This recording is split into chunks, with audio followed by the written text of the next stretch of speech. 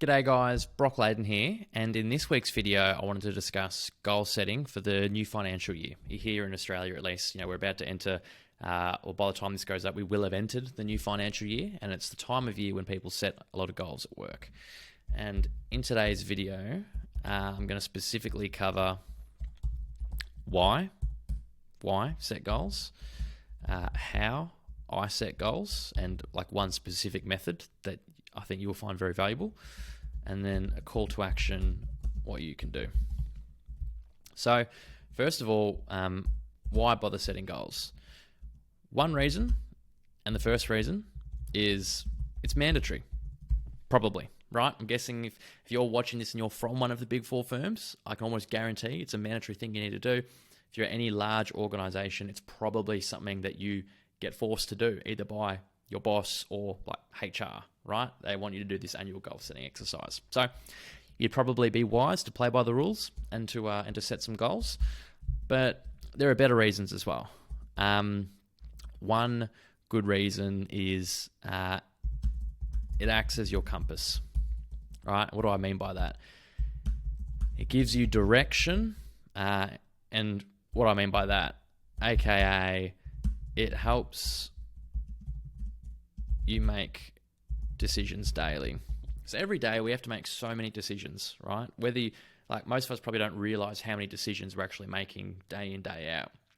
And one mechanism that's very helpful to help you make decisions is to know what you're trying to achieve and where you're trying to go.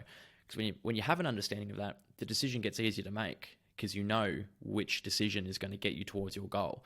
A simple example, let's say you're trying to decide whether to go for a run tomorrow morning.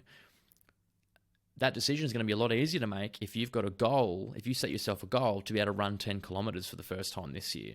Then the decision is easy. Yeah, I should go for that run. Now that doesn't mean that the work is done for you, right? You still then need to get up and do the run, but at least the decision is made for you. It's very clear. So that's one reason that goals are powerful, because they act as your compass. They let you know which direction you should be going and which daily decisions you should be making. They also are great for accountability, because when you set a goal, you're setting a target, you're setting an ambition, and you're always going to know whether you achieved it or not, right? And no one likes to not achieve something. So I think it gives you kind of a benchmark, a standard that you set for yourself that you're trying to achieve. And that alone brings about a greater sense of accountability and kind of gives you that extra oomph, that push to go and do something, right? So why set goals? It's mandatory, probably, but it's going to act as your compass and it's going to give you a greater sense of accountability. Now, how to set goals. So what I like to do is to start with like a vision / an overarching goal. So to give you an example, like when I was a graduate, my vision or overarching goal, like I think of it more as like an overarching goal, but you might think of it like a vision, was to get promoted. That was what I wanted to do. So I knew that at the top level, I was trying to get promoted, and then all my other goals had to kind of contribute to that, that overarching goal. So you can think about that for yourself for the coming financial year. Like, what are you trying to do? Are you trying to get promoted? Maybe you're trying to achieve a certain performance rating. Maybe you're trying to get a pay raise. Whatever it is. What is that overarching meta goal that you are working towards? Then and just on that, one thing that I did when I was first doing this years ago, like I said, when I was a graduate and I set goals around being, my overall goal of being a senior consultant, I made that goal like something that I thought about every day. So I had that goal for work, be promoted to senior consultant, and then I had a bunch of other goals for other areas of my life as well. I had a financial goal, I had a physical goal, I had I think might have had 2 physical goals, and I think I had one about how many books I wanted to read, a knowledge goal, whatever you want to call it, an education goal. So I had all these top level goals, And if I go back to the one about promotion, because it was the one related to work as a senior consultant, every morning I had this ritual where I would just in a notebook write out my top level goals, of which one of them was become a senior consultant. And I just write it, right? Because that meant that I had it front of mind every morning. I was just simply conscious of it, because so many people set goals and then that's it. They don't open them again, right? Like if I had to say how not to, achieve your goals, it would be set a goal and never look at it again, right? And so then, what's the opposite? Set goals and read them daily. So I would I'd write my goals every day. And so for my senior consultant one, I remember the phrase I used to use, it's kind of cringe, but like literally what I would write to myself every morning was, I am a senior consultant. I just haven't been promoted yet. And I did that when I was a grad going to a senior consultant. I did that when I was a senior consultant going for manager. And I did that when I was a manager going for associate director. I said, I am this. I just haven't been promoted yet. Why? Because I'm trying to just get conscious of my goal. I'm reminding myself, here's what I'm working towards. Here's why I'm doing what I'm doing. But then also I think there's something powerful about like the number one, it's big call to say the number one, a massive component, I think, of like achieving what you want out of a career is to give first. Like if you want to get, you got to give first. And so my logic was, I'm a graduate. I get paid a graduate salary. My title says graduate, but I'm going to embody a senior consultant. I'm going to try and do the work of a senior consultant. I'm going to try and deliver the value of a senior consultant. I'm going to do all these things at a senior consultant level, even though I'm being paid as a graduate. My title is a graduate, because I know that if I want to be a senior consultant, the quickest way is to act like one. That's just a small tangent on why I kind of thought about my work goals like that. I just haven't been promoted yet. And something that I found, personally very useful. So let's get down to the detail of how I like to set goals. I like to think about it in terms of roles and goals. And I got this from Stephen Covey in his book, 7 Habits of Highly Effective People. Great book, highly recommend it. If I could give you like one book and I knew nothing about you, probably the safest bet, the best book I would give you would be The 7 Habits of Highly Effective People. Now, essentially what you do in Covey's method, I don't know if it's his or if he got it from someone, but you list out all the roles that you hold, and then for each role, you think of goals that you can do. Now, I have a slight twist on how I like to do it, which I will walk you through now. And I'll walk you through like why I like it as well. So I went through this exercise just last week with a pen and paper in my notebook here. You can do it the same way, or you can do it on a computer. I'm doing it on here just so I can show you easily in this video. I just have 2 columns. First column is role. And instead of goals, I like to say contributions. Contribution or contributions. And you'll see why in a moment. And literally, the exercise that I would do is I would, first of all, list out all the roles that I hold, right? Think of this like a brainstorming exercise, and we're trying to get quantity over quality here, right? Quantity greater than quality at this stage, right? We're just trying to get things on paper. So now when you think about roles, you might just think, oh, well, I'm a graduate, or I am a senior consultant, whatever it is. But think beyond that, right? So first and foremost, you are let's say I'm pretending that I am a senior consultant. I work at one of the big 4 firms, right? One role I hold is I am part of, firm X. Like I'm part of the firm. I'm also part of, the language is going to change depending on where you work. But let's say like the next level down is like I'm part of Division Y. I'm part of Service Group, Z. I'm part of service line A. I'm part of practice B. Right, you can see what I'm doing here, right? It's like you have your immediate team and you are part of that team. But then you're also a part of the higher level team, kind of the next level up on the hierarchy. And you're also a part of that team up there. And you're also a part, right? And you keep going up until you hit the whole firm. And then you think about like, all right, what else? What other roles do I have? You might go, all right, well, I am a team member on Project C. I'm also a team member on, Project D. I'm working on these 2 projects. You can go through and you might be like, all right, I, part of internal, initiative E. I am part of social club F. Like maybe you're part of like the foosball club or something. If your company has a foosball club or the soccer club or whatever it is, right? The reading club. And you keep listing out all these things that you do. And then once you've done that, again, there should be quite a few here, because you even just start with these ones, all the different teams that you're a part of, and then list out projects, then list out internal initiatives, then list out like anything else, social clubs, whatever it might be. And then you want to think about, all right, what are the key contributions that I could make to this role this year? And the reason I say contributions instead of goals is 2 reasons.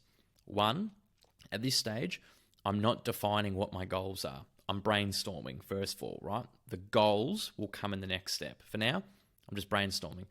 And I like contributions because it comes back to what I said earlier. The best and the quickest way to get is to give. When you're setting your goals, you want to focus on what's going to provide value to the organization and the people around me. And if you set that as your North Star, just trying to, I think, is it Arnold Schwarzenegger has his book out at the moment.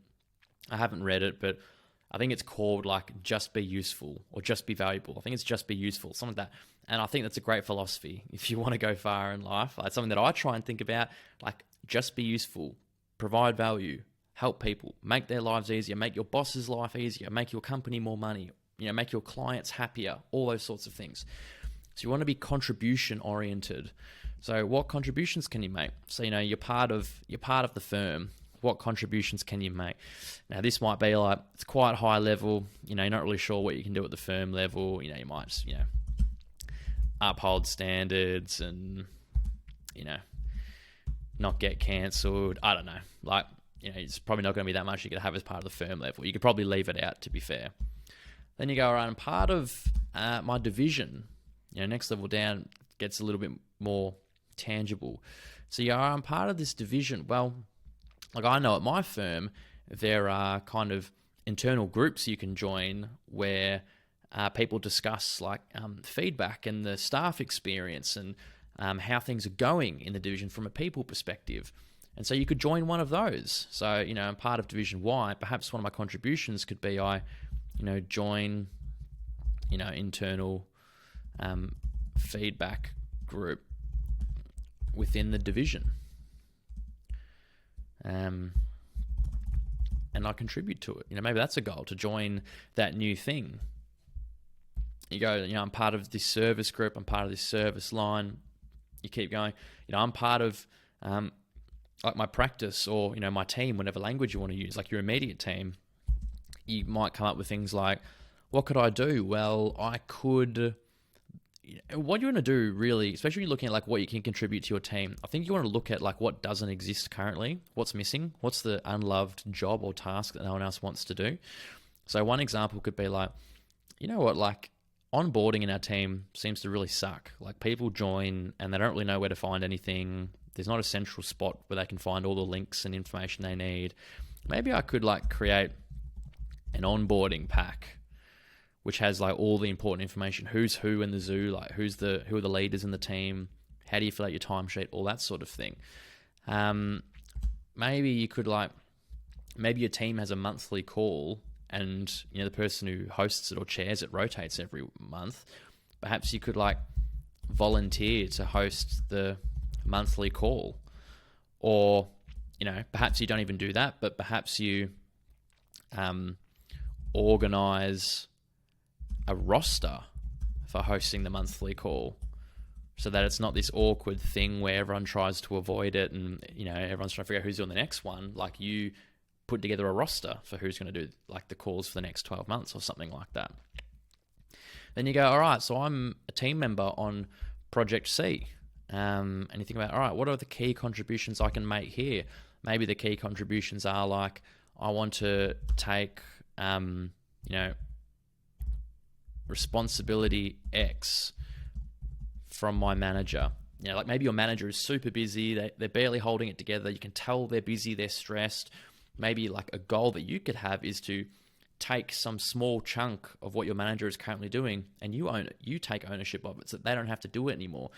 And that's a good goal because that's a good contribution, I should say, because you're going to grow, you're going to learn, your boss is going to love you, you're going to make their life easier, yada, yada, yada.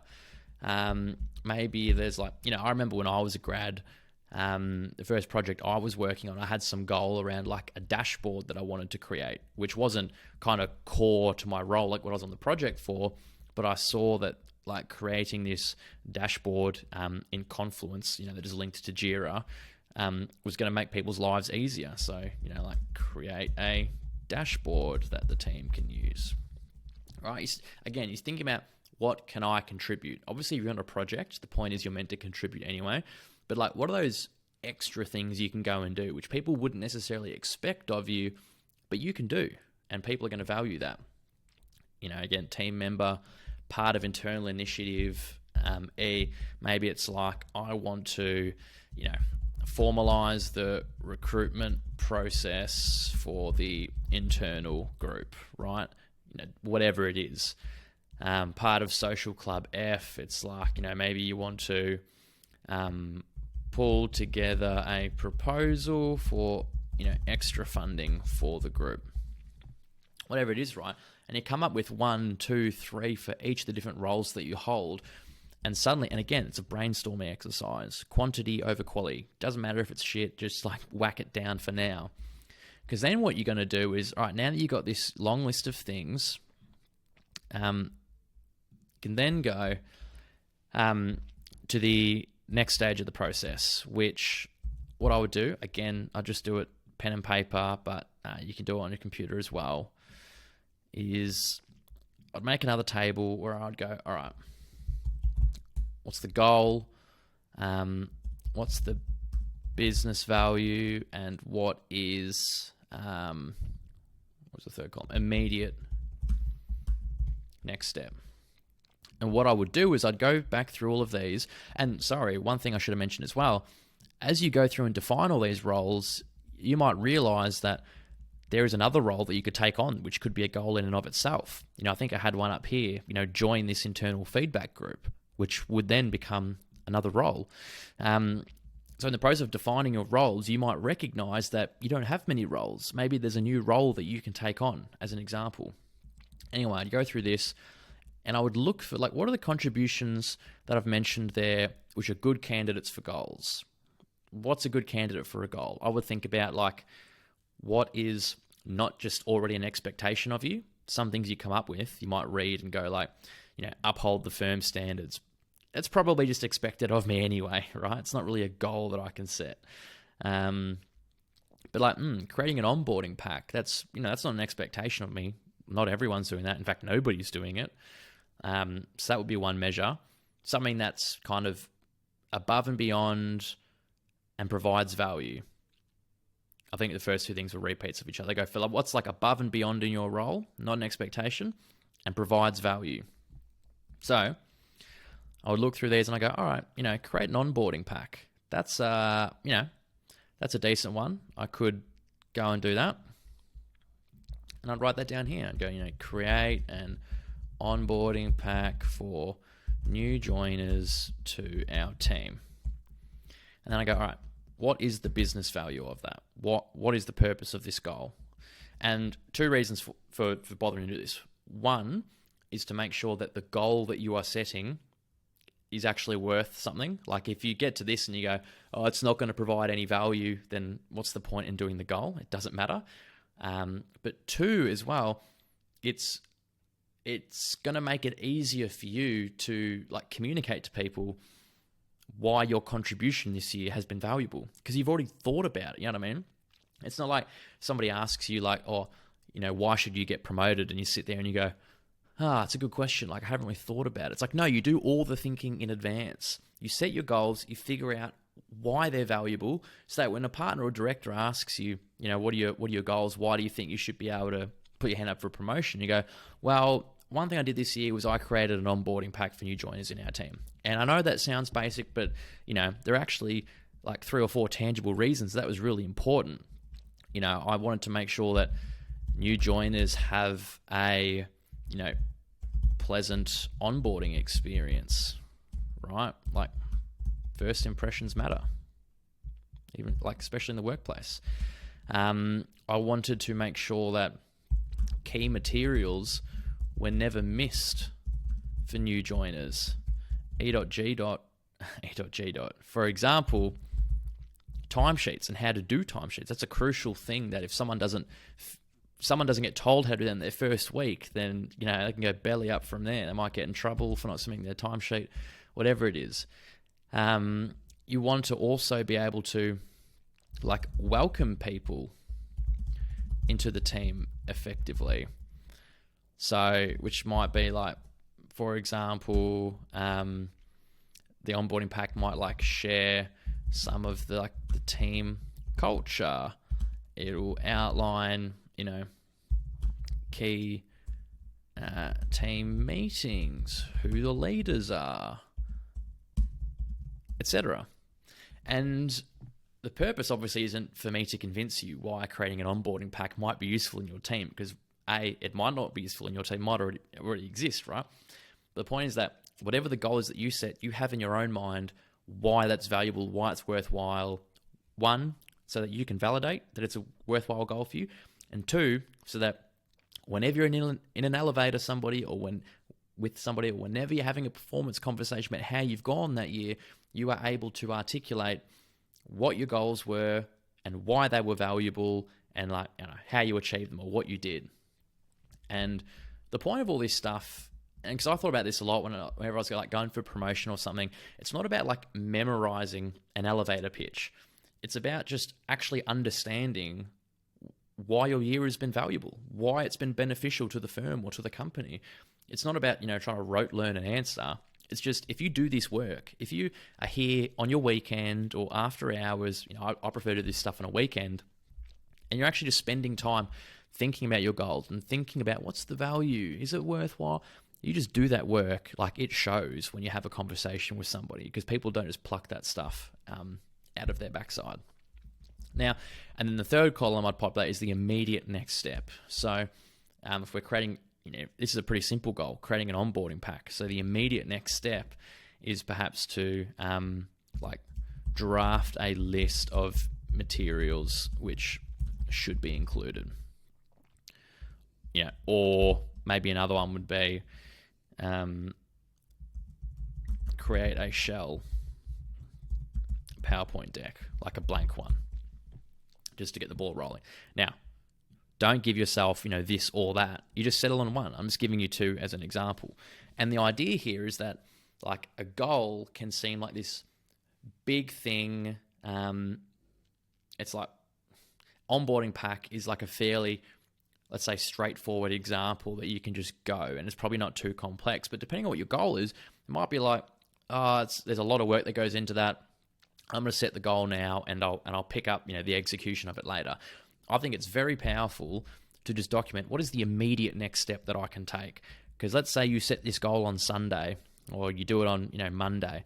It should be something that you could just log on the next day and just tick off, right? Or at least start on. It's a way of like chunking down something big into much smaller things. Listen to a guy named Sam Ovens, and he has this awesome video where he talks about the power of chunking.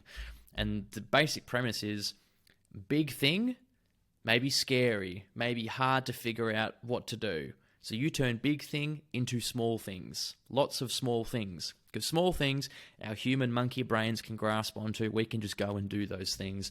So that's kind of the logic behind coming up with the immediate next step here. And I would just go and I would find like 3 to 4 goals from this initial list. And what you might find is every time I've done this, it's been pretty straightforward. I go, oh yeah, I can pick 3 to 4 goals out of this list here.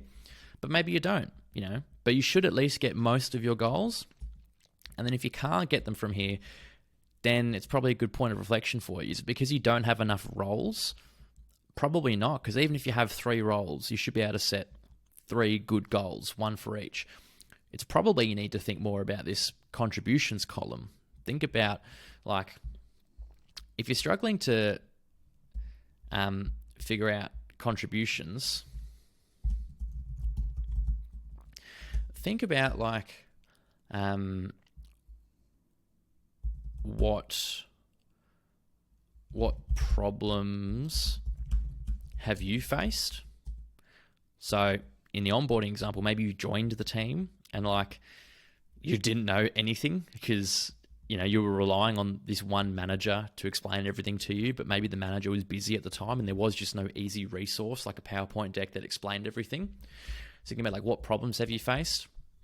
You could think about what task/activity is unloved. Like what's the stuff that nobody wants to do? Like hosting the team monthly call. Maybe that's like the job that everyone tries to escape at all costs. In which case you would probably be wise to lean into it because everybody loves the person who steps into the job that they didn't want to do, right? So you could do something like that. You could like ask people for their problems. Like, what problems do they have? Or what do they think the team should have more of, or the project should have more of? Someone might say, you know what, I feel like we don't do enough knowledge sharing within our team.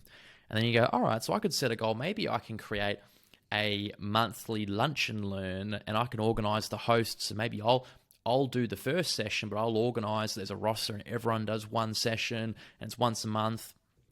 You can see where I'm going with it, right?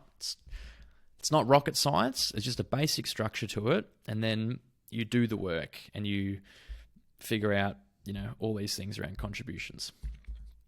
And then, so before I get to the call to action, so the how, so start with a vision, an overarching goal. So e.g., I want to get promoted. I want to get a pay rise, whatever it is. Actually, there was one more thing I wanted to talk about in the how. It relates to this, how not to achieve your goals. Set a goal and never look at it again. So you want to make sure that once you have, defined these goals, like I think a good practice is to write them out daily, or at least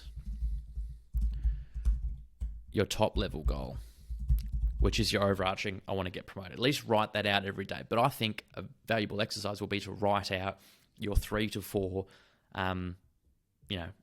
goals, whatever you want to call them. Or at the very minimum, they should be somewhere where you will see them regularly. One way that I've heard people do it is they set their goals as their like phone background. So every time they unlock their phone, they see their goals. The point is that you don't just set and forget. You set, you take action, you adjust, you keep going, right?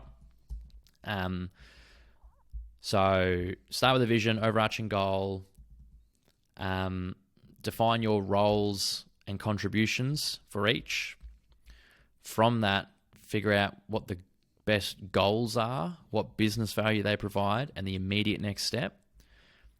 And then make them visible, right? The point there probably really is make them visible. Because all too often people set goals and they just forget. So set and forget, and then suddenly it's 6 to 9 months later and you're like, oh shit, I forgot about the goals that I set. I haven't done anything about them. And then you're stumbling, trying to figure out how am I going to get these goals achieved, or I've got like 3 months left or something like that. So that's that. Call to action. Do it, right? Hashtag Nike. Theirs was actually just do it, wasn't it? Just do it. It's that simple, right? I've given you the method that like I'm using myself this year. I've used it previously. I got it from Stephen Covey with a little bit of adaptation, but just do it. Get your notebook out. Do it on a computer. This exercise, I'm comfortable or confident, I should say. You can probably smash this out in 10 minutes. 10 to 15 minutes of just like uninterrupted, solid thought could give you a disproportionate return over what your next 12 months look like. And that's, all it takes. Then you act on it. But it all starts by, where is it? I don't think I actually wrote it yet. Begin with the end in mind.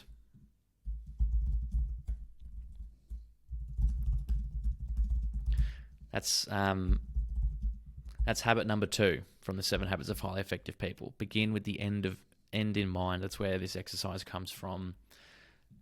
And use this as your springboard for the coming financial year. All right? So, all well and good watching this video, but it is just masqueraded productivity unless you actually go and do it. All right? Cheers, guys.